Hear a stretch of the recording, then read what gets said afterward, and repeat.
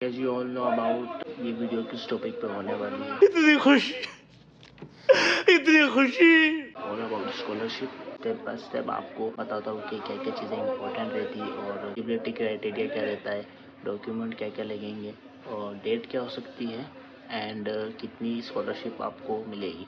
Without wasting any time let's start the video. सबसे पहले मैं आपको एलिजिबिलिटी क्राइटेरिया बताऊंगा कि कौन कौन लोग अप्लाई कर सकते हैं स्कॉलरशिप के लिए। तो सबसे पहला ओबीसी और एससी और एसटी ही इसको अप्लाई कर सकते हैं। ओबीसी एसटी एससी क्या होता है, ये मिडिल क्लास में आते हैं। ओबीसी मिडिल क्लास में आते हैं और ST SC lower middle class में आते हैं। ओबीसी से कंपेयर करें तो एसटी और एससी की ज़्यादा स्कॉलरशिप आती है। उन कैटेगरी में आती है जो एजुकेशनली जो बैकग्राउंड है वो बैकवर्ड में रहता है, तो उन लोगों के लिए रहती है। डेट की बात करते हैं, अगर अपन इसकी जो डेट रहती है वो जनवरी या फरवरी से स्टार्ट हो जाती है। लास्ट डेट जो रहती है वो मई या जून तक की रहती है ऑफिशियली, मतलब ये तो लास्ट डेट होती है। और डॉक्यूमेंट्स क्या क्या लगेंगे मैं एक एक करके आपको डॉक्यूमेंट्स बता देता हूँ। आपको एक ऑनलाइन एप्लीकेशन फॉर्म लगेगा। ऑनलाइन एप्लीकेशन फॉर्म आप जब आपकी जो वेबसाइट रहती है, जैसे कि एमपी की मैं बात करूँ तो एमपी टास्क करके एक वेबसाइट होती है, वहाँ पे जाके आपको अप्लाई करना पड़ेगा। सबसे पहले आपको आईडी बनाना पड़ेगी। आप जिस भी स्टेट में रहते हो तो उसकी वेबसाइट होती है। एमपी की बात करूँ तो एमपी टास्क करके वेबसाइट है। समर आईडी के थ्रू आपकी आईडी बनेगी। थोड़ी सी इन्फॉर्मेशन लगती है, अगर आप चाहते हो कि उसके बारे में मैं बता दूँ तो उसके बारे में मैं आप एक वीडियो बना दूंगा कि आपको आईडी कैसे बनाना है। वहाँ पे सिंपली एमपी टास्क पे जाके आईडी बनाओ। तो आप आईडी बनाओगे, आईडी बन जाती है, ठीक है। उसका आईडी और पासवर्ड आपके नंबर पर आ जाता है। जनवरी या फरवरी में वेबसाइट खुलती है। आपको वहाँ पे जाके एप्लीकेशन के लिए अप्लाई करना रहता है। एमपी ऑनलाइन जा सकते हो अप्लाई करने के लिए, ठीक है। वो जो भी पूरी प्रोसेस रहती है उसका जो फॉर्म रहता है, तो एक ऑनलाइन एप्लीकेशन फॉर्म लास्ट में जब आप फॉर्म भर देते हो तो उसके प्रिंट आउट लगता है, उसको एप्लीकेशन फॉर्म बोलते हैं। वो एप्लीकेशन फॉर्म प्रिंट आउट उसको निकलवाना पड़ता है, उसको ऑनलाइन एप्लीकेशन फॉर्म बोलते हैं, ठीक है। ये हो गया। और आपकी कलर फोटो लगेगी, तो एटलीस्ट 3 to 4 फोटो आपकी लेके जाना। और एक एडमिशन फॉर्मेट होता है। एडमिशन फॉर्मेट आपकी कॉलेज की जो वेबसाइट है उस पर मिल जाएगा। यदि आपका कॉलेज है उसके एक ऑफिशियल पेज पे जाओगे तो स्क्रॉल करके सबसे नीचे आओगे तो वहाँ पे जो भी पॉइंट्स वगैरह लिखे रहते हैं वहाँ पे एक नोटिस का ऑप्शन आएगा।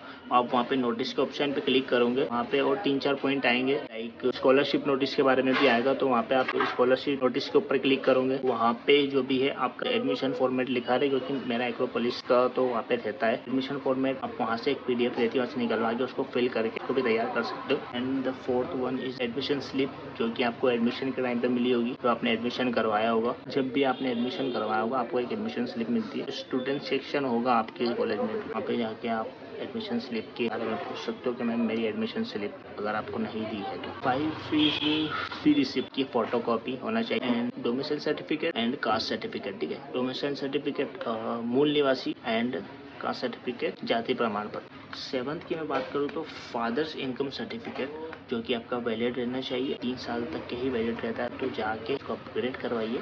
एंड गैप सर्टिफिकेट अगर आपका 12th के बाद गैप लिया है, 12th के बाद 10th के बाद की नहीं है, 12th के बाद की है, गैप होता है तो उसका गैप सर्टिफिकेट लगेगा। 9th मार्कशीट की 10th और 12th की मार्कशीट लगेगी एंड आधार कार्ड एंड समग्र आईडी। अपने आते हैं बैंक की पासबुक।